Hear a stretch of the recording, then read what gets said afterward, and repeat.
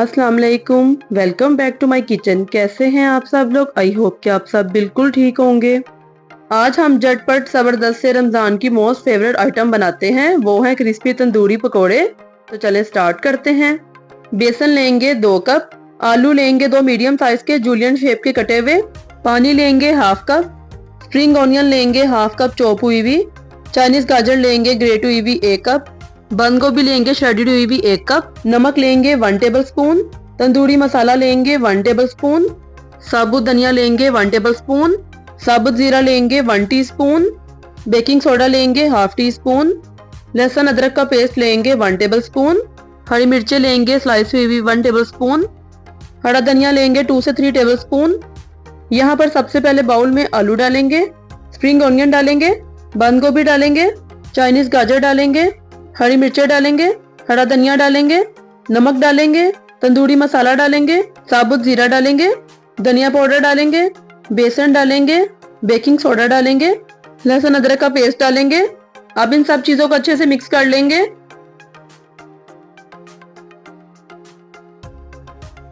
अब इसमें पानी डालेंगे। पानी एक साथ नहीं डालेंगे, अगर आपको जरूरत महसूस हो तो आप और ऐड कर सकते हैं। यहाँ पर पकौड़ों का बैटर तैयार है।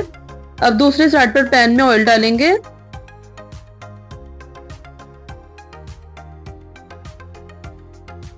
ऑयल गर्म हो चुका है। ऑयल अच्छे से गर्म होना चाहिए ताकि पकोड़े क्रिस्पी और करारे से बने।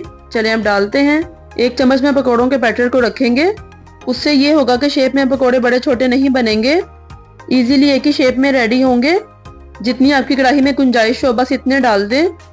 ये देखें पकोड़े फ्राई हो रहे हैं। अच्छा 3 से 4 मिनट हो गए। अब इनकी साइड चेंज कर लेते हैं। जैसे जैसे नीचे वाला पार्ट गोल्डन होगा चेंज करते जाएंगे।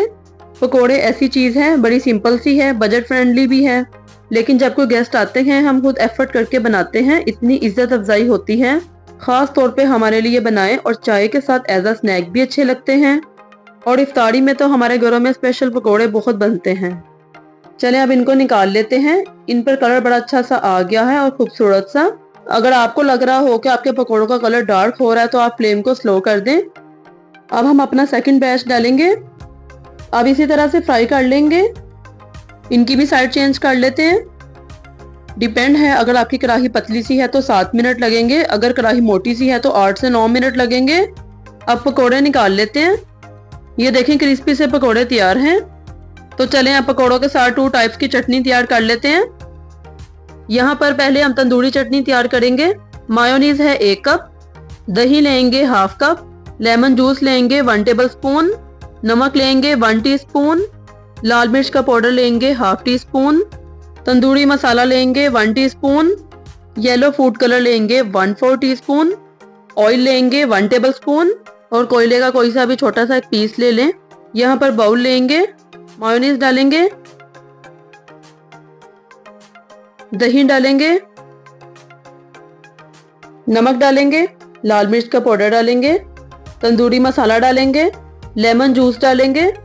अब यहाँ पर सारी चीज़ों को हैंड बीटर से मिक्स कर लेंगे। मिक्स करने के बाद अब इसमें फूड कलर ऐड कर देंगे।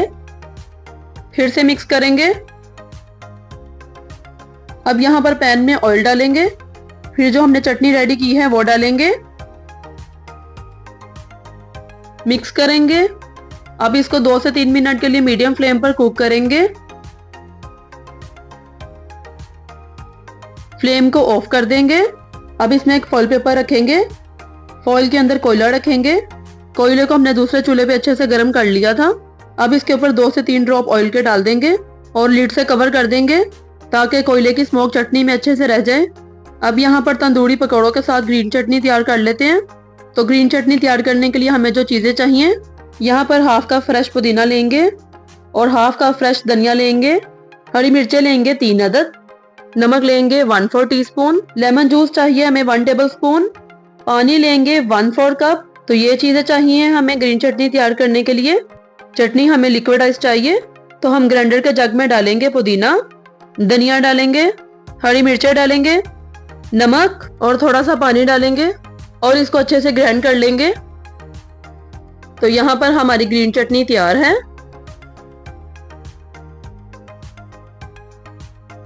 चलिए अब यहाँ पर पकोड़ों को सर्विंग प्लेट में सर्व कर लेते हैं।